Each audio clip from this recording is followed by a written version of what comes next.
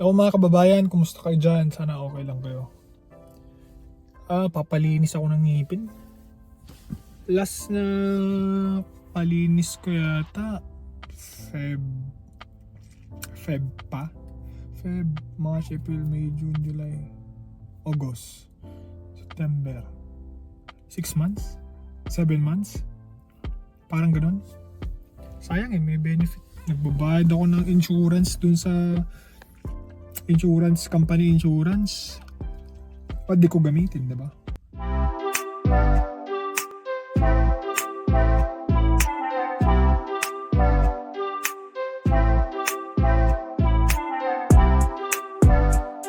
So, pag di mo kasi gagamitin yung mga benefit mo sa insurance, guys, lugi ka. Kasi sa case ko, nagbabayad ako ng insurance ko sa company namin. Tapos si Leslie, parang nagbabayad din ng insurance naming dalawa. Parang bundle sa kanya. Parang siguro pag single insurance ka kasi parang ang difference lang $5-10 ang bawas. Sabi ko, edi mag-family ka na. Pero pag sobrang like $100 difference, medyo masakit sa bulsa yun. So, since naman, maganda yung benefit nila Leslie, nagano tayo guys, kumuha siya ng benefit. So, dalawa ang insurance ko. So, yung insurance ko, primary ako, yung company ko, pag naubos yun, automatic yun. Pag naubos yung funds o yung coverage ko, diretso dun sa insurance ni Leslie. So, parang yung value kasi nung insurance ko is parang doble o triple nung insurance ni Leslie.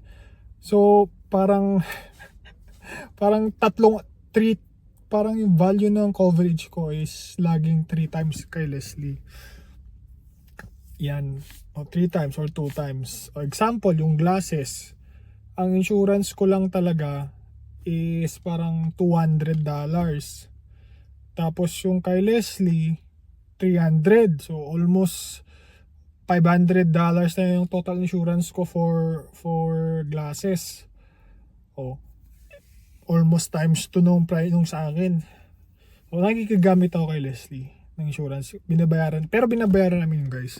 Pero syempre, lahat ng kailangan gawin like yung ngipin, mata, gamitin natin kasi sayang eh. Nagbabayad tayo pero hindi natin nagagamit. Nung nakaraan kasi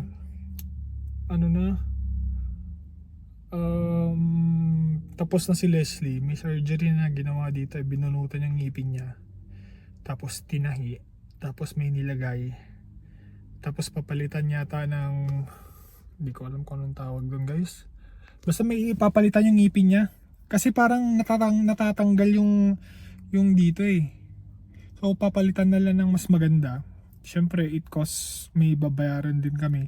Hindi kaya ng coverage eh, sobrang mahal nung procedure na gagawin kay Leslie. Pero ayun nga, ganun talaga, ngipin eh. 'Di ba? Kasi naman bungi-bungi ka dito. Yung confidence mo, 'di ba? Bababa una-una sa lahat. Pero kasi yan eh. Kailangan mo yung ngipin, kailangan alagaan mo yung ngipin mo. Kasi ginagamit mo sa pagkain, 'di ba? Pag makikipag-usap ka sa tao, may bungal ka dito, medyo awkward. Para sa akin, wala kang ngipin dito, kakausapin mo yung tao, di maganda yung ngipin mo. Parang lang din, it builds confidence, kumbaga. Tapos kung nakikita nyo pala guys, ito is yung lumang kama ni Austin. Kailangan kong ilagay sa locker yan, mamaya. Kaso yung locker, medyo mahirap na buksan kasi nga parang code siya. Ito, ibabalik ko kasi may bago na siyang kama. Yan. Papakita ko din kung saan yung locker namin, kung paano nagwo-work mamaya. Guys, punta na tayo sa sa dentist kasi ayokong nagsasayang oras. Ayoko sayangin yung oras nila kasi syempre, after nung appointment ko kasi 4 to 5, meron pang susunod yan. Pag na-late ka, bibilisan nila yung oras mo. Hindi ba, hindi maayos yung pagkakagawa, di ba? So, punta na tayo guys, tara. Tara na. So, nagpark lang ako sa malapit eh. Hindi na ako lumayo. Saan susi ko? Lock natin sa sasakyan. Although yung sasakyan natin guys, naka ano naman yan, naka automatic lock. Ang isiset mo kasi pag lumayo ka sa certain meters, automatic maglalak siya. Pero para sigurado, lock na din natin. Pangin na. Nakita nyo, naka t-shirt pa ako. Hindi pa masyadong malamig. Dito na tayo guys. Malapit lang dito.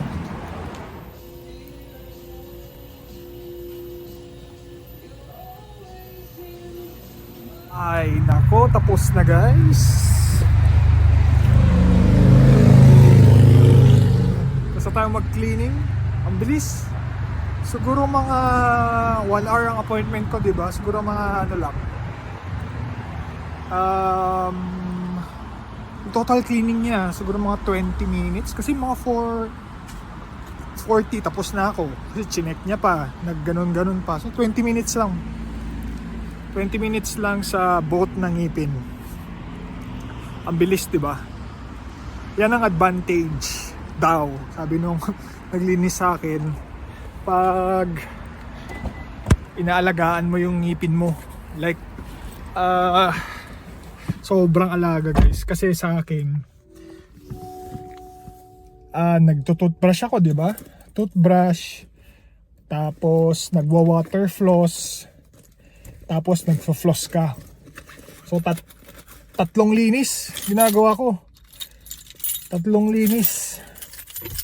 Tapos syempre yung mouth guard ko lagi kong sinusuot or nakakalimutan ko minsan. Pero ito yung pinakamabilis na linis ko kasi consistent talaga na yun ang ginagawa ko. Like tatlong linis. Dati kasi guys, nung bagong dating kami dito sa Canada, syempre ang alam lang natin gawin is mag-toothbrush. Hindi kami nagfa-floss ni Leslie. Hindi ako nagfa-floss. So, yung baba ng ngipin ko, parang 30 minutes o 45 minutes. Kaya, hindi nila kayang gawin yung boat. So, bumabalik ako next appointment na kasi dalawa. Around 30 to 45 minutes. Alam mo naman, hindi tayo ganyan sa ngipin dati maalaga. Pero ngayon guys, alaga na natin.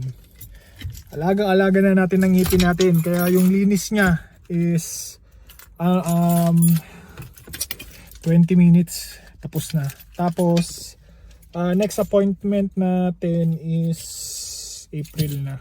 Medyo tumagal pa nga ako dun guys sa counter kasi nga parang yung insurance ko 80% lang yung sinasagot niya. Tapos chinecheck nung bago siguro, ngayon ko lang nakita. Hindi niya alam kung ako o si Leslie yung may dalawang insurance. Sabi ko ako yung dalawang insurance. May primary ako na 80% sinasagot ng company. Tapos yung kay Leslie is 100% kay Leslie. So totally wala akong binabayaran. So inayos naman. Kung tagal pa akong 5 minutes dun. Pambira. Every time na may appointment ako dyan laging ganun yung nangyayari. Pero konting abala lang, 5 minutes lang naman, kinonfirm lang naman nila. Nag-apologize naman na siguro bago, di niya alam. Yun nga, so continue lang natin na alagaan yung ngipin natin para mas madaling linisin, mas presentable. Okay, tara uwi na tayo guys. Kasi isasoli na ilalagay natin to sa ano namin, sa ang tawag dun, yung lagayan namin sa condo. Mayroon kasi kami parang, anong tawag doon? Basta, pakita ko mamaya. Tara. Tara. Parating natin guys. Lagayan na muna natin sa ano to. Sa locker pala. Yung locker pala yun. Yung tawag pala doon. Nadamdam ako doon. Lagyan natin sa locker. Lakad lang konti. Tara. Dito lang yun eh. So ito yun guys. Pero kailangan nyo ng siyempre access key. Yan.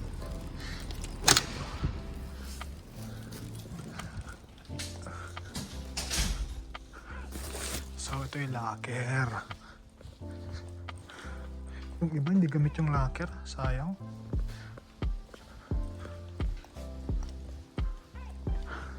So yung locker namin guys, ito. Mga ano lang yan, maleta. Tapos yung mga box ng speaker. Ano to? Lagayan ng tubig, yung tubig, tapos yung TV. Tapos yung bike ko na hindi magagamit kasi nga walang space. Ito lagayan yan ng sapatos eh. Kaso nga wala kaming space kaya nandyan. Tapos yung baby si Austin yun. Oh, ayan. Buksan ko muna guys ha. Okay, nabuksan ko na. Nakadalawang try ako guys kasi medyo nakakalito eh. Saan ko lagay? Saan ko lagay ito? Dito na lang siguro. Diyan. Okay na yan. Yung TV, yung bike, microwave namin na hindi nagamit. Kasi bumili kami ng microwave eh.